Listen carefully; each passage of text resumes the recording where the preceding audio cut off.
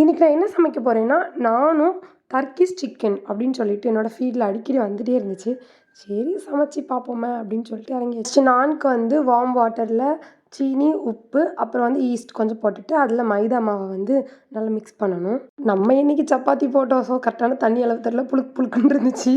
அப்படியே கொஞ்ச நேரமாக தட்டி தட்டி அப்புறம் ஏதோ பண்ணி உருட்டி வச்சுட்டேன். கடைசி நல்லா சாஃப்டாக வந்துருந்துச்சு. அதை வந்து சும்மா உருட்டிட்டு அப்படியே ஒரு இலை போட்டு மூடி வச்சுட்டேன். 2 மணி நேரம் கழிச்சு தான் நம்ம எடுக்கணும். அந்த கேப்பில் கடக்கடன்னு க்ளீன் பண்ணிடலாம் இடத்த. சரி வாங்க, நம்ம இனிமேல் டர்க்கிஷ் சிக்கனுக்கு மசாலா ரெடி பண்ணலாம். ஃபஸ்ட்டு லெமன், அப்புறம் மஞ்சள், அப்புறம் இஞ்சி பூண்டு பேஸ்ட்டு, அப்புறம் தக்காளியும் உப்பும் அரைச்சி வச்சுருந்தேன். ஏன்னா எங்கள் வீட்டில் கல் உப்பு தான் இருக்குது.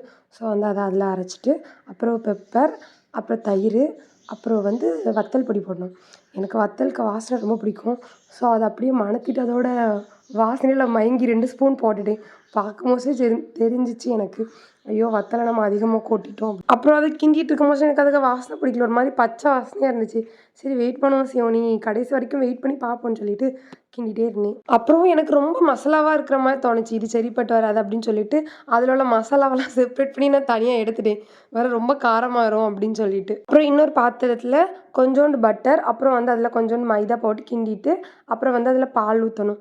பால் நல்லா இதானதுக்கப்புறம் அதுக்குள்ளே ஒரு சீஸை போட்டு நல்லா கிண்டி நம்ம குக் பண்ணி வச்சுருக்கோம்ல அந்த சிக்கனில் இதை நம்ம ஊற்ற போகிறோம். இதெல்லாம் பார்க்க மோஸ்ட்லி அழகாக இருக்கும்ல, இப்படி பார்க்குறதுக்கு இது அழகாக இல்லை. அதுக்கப்புறம் நல்லா கிண்டிட்டு மறுபடியும் ஒரு சீஸ் போட்டு நான் என்ன பண்ணிட்டேன்னா மூடி வச்சுட்டேன்.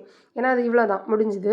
சரி நம்ம நான் பக்கம் போகலாம் அப்படின்னு சொல்லிட்டு நானை பண்ணுறதுக்கு வந்து பார்த்தீங்களா, ஒல்லியாக இருந்த மாவு ஃபாரின்லேருந்து ஊருக்கு வந்து நல்லா சாப்பிட்டு குண்டான மாதிரி நல்லா புசு புசுன்னு ஆகிட்டு. இதுக்கப்புறம் என்ன பண்ணணும்னா, நானில் சும்மா லைட்டாக தேய்ச்சிட்டு ஷேப்பெல்லாம் வரணும்னு அவசியம் இல்லை. அதில் கொஞ்சம் கருப்பு எள் போட்டுட்டு அப்புறம் கொத்தமல்லி இலை போட்டு லைட்டாக ஒரு பக்கம் மட்டும் தேய்ச்சிட்டு என்ன பண்ணணும்னா அடுப்பில் சும்மாவே போட்டு எடுத்துகிட்டு அதுக்கப்புறம் என்ன பண்ணணும்னா வந்தோடனே நெய் ஊற்றணும்.